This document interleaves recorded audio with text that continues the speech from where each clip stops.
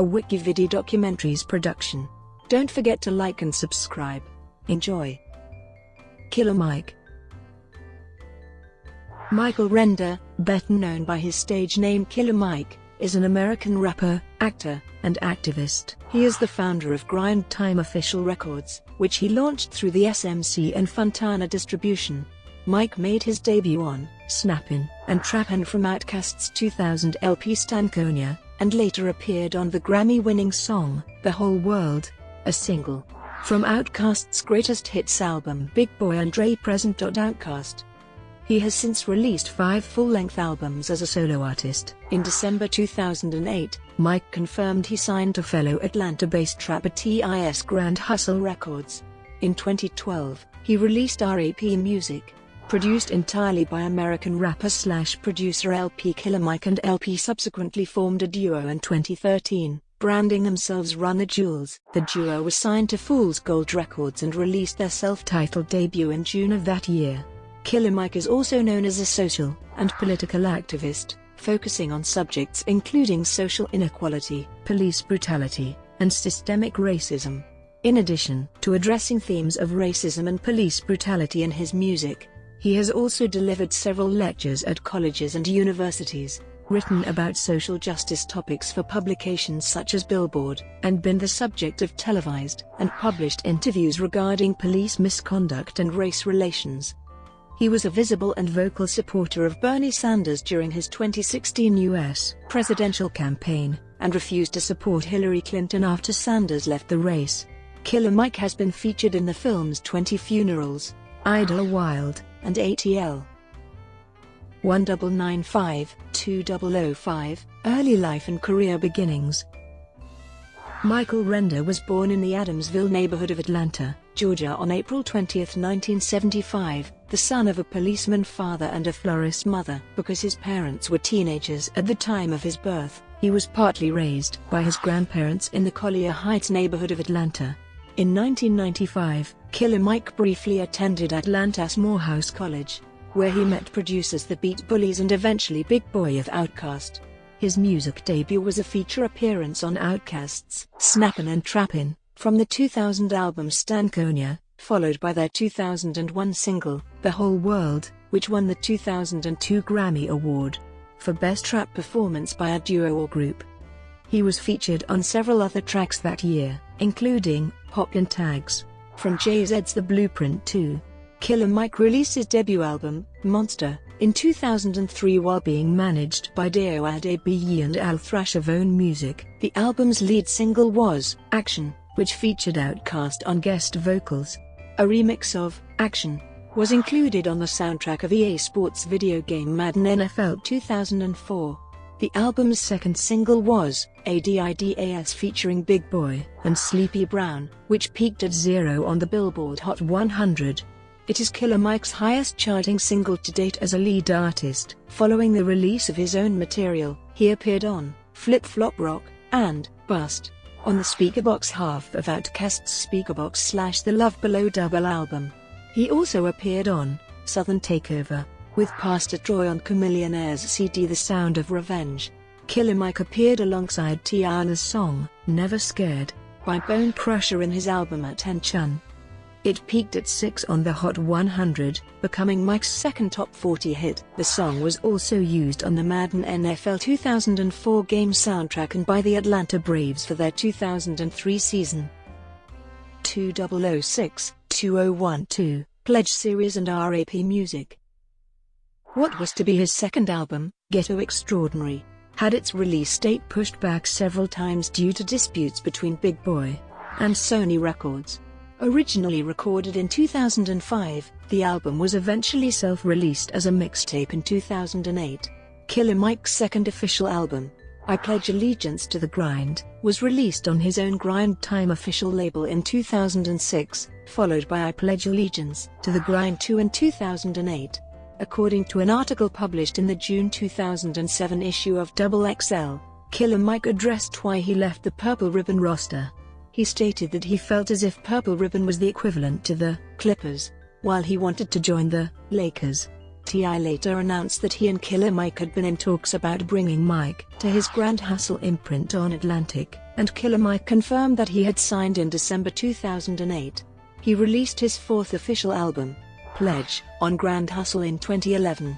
In 2013, Killer Mike announced that he was working to release 2 albums in 2014, I Pledge Allegiance to the Grind 4 and R.A.P. Music 2, both of which were to feature production by LP, although neither album was released as planned. 2013 and 2014 did see the release of 2 Run the Jewels albums, both collaborative efforts between Killer Mike and LP. Killer Mike also announced in 2013 that his next solo album would be titled Elegant Elephant, a project he described as his Moby Dick. He did not specify a timeline for its release.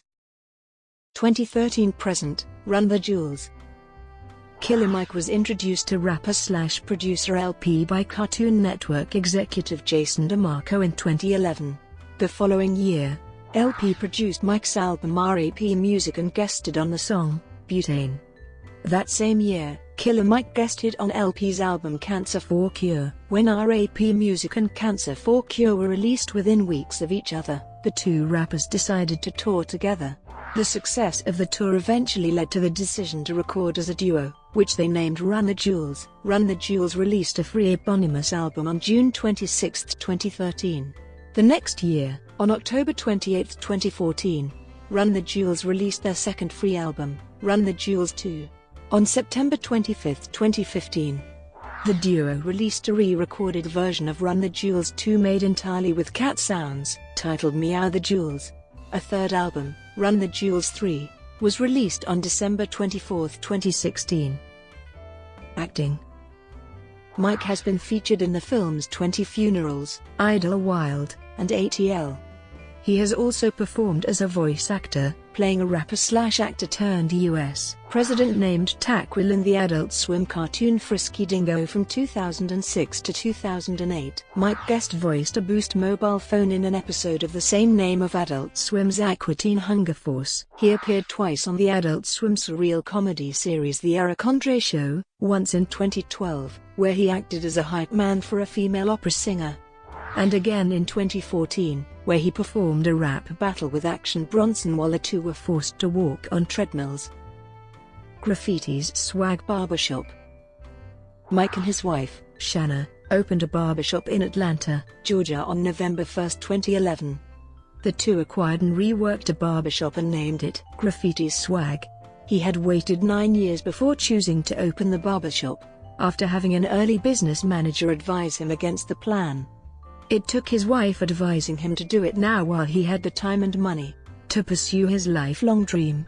He eventually plans to open 150 shops across the United States over time, predominantly in cities with large black communities. The barbershop is decorated with artwork on the walls honoring historic black leaders like Martin Luther King Jr. Mike said that he hopes to lift up men in the community who are out of work and help move them towards sustainable, lifelong careers, and give his employees opportunity for real economic elevation. As of 2012, the shop employed 6 barbers, with plans to add 4 to 6 more licensed barbers to the team.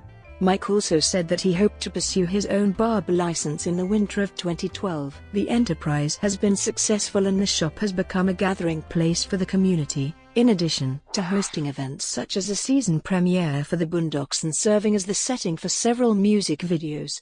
A second location in Tampa, Florida was planned for 2014. Activism. Mike is an outspoken social activist focusing on subjects including social equality, police brutality, and systemic racism. His views are reflected in his music, as well as in interviews with the media. As a publicly viewed figure, Mike feels it is his responsibility to represent African Americans. "I feel I have to be politically active and I have to be a credit to my race." He has been vocal on the subject of police misconduct, his father being a former police officer.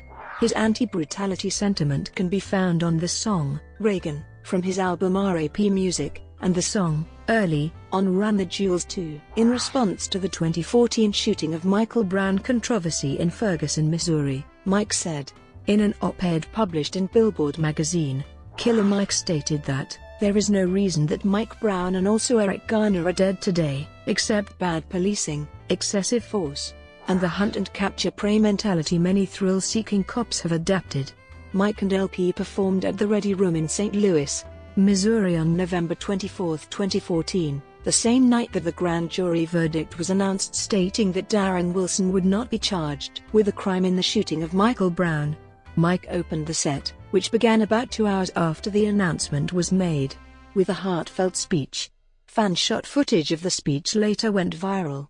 Mike, in an op-ed, defended rap lyrics and says that they should be defended as freedom of speech. Commenting on the 2015 Baltimore riots related to the death of Freddie Gray, Killer Mike noted that he understood the frustrations leading to violent demonstrations, but encouraged protesters to use their energy to organize for lasting change. In a Billboard op-ed, Mike stated, he made similar points in an interview with the Harvard Political Review. Baltimore is an opportunity for us to do something different. As society, there is a real opportunity to organize there. And if we do not take full advantage of the opportunity to organize, then the riots truly meant nothing. Mike has given lectures about race relations in the United States at several American universities, including Northwestern University, New York University and the Massachusetts Institute of Technology. Political involvement. In June 2015, Mike briefly ran as a write-in candidate to become the representative for Georgia's 55th district in the Georgia House of Representatives.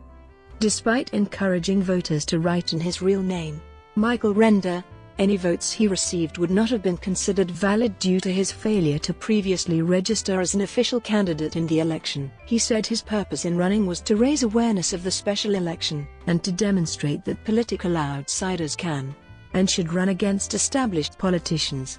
Killer Mike announced his support of Democratic U.S. presidential candidate Bernie Sanders in June 2015 after Sanders announced his intention to restore the Voting Rights Act of 1965. After introducing Sanders at a rally held in Atlanta November 23, 2015, Mike spent time recording an interview with the presidential candidate at Mike's Barbershop. Mike released his interview with Sanders as a 6-part video series the following month. In the following months, he remained an active and vocal supporter of Sanders, delivering speeches at rallies, voicing support in televised interviews and on social media, and traveling with the campaign. In February 2016, Mike received criticism during his activism for Sanders for quoting American anti-racism and LGBT advocate Jane Elliott regarding Hillary Clinton, which was criticized as misogynistic and mistakenly attributed as being his original phrasing online and in the press. Following Sanders' exit from the race, Mike refused to support Clinton, whom he perceived as pro-war. He has been an advocate for investment in black-owned banks. In July 2016 he called for people to transfer their money to black-owned Atlanta bank Citizens Trust, stating, "We don't have to burn our city down. But what we can do is go to your banks tomorrow. You can go to your bank tomorrow. And you can say, until you as a corporation start to speak on our behalf, I want all my money. And I'm taking all my money to Citizens Trust." In June 2017, at London's Field Day Festival, Mike endorsed Labour Party leader Jeremy Corbyn in the 2017 UK general election. On March 22, 2018, Mike appeared on R.A.P with host Cole Iron Noir defending black gun ownership. He says it had been filmed a week prior to the March for Our Lives yet released the weekend of the protest.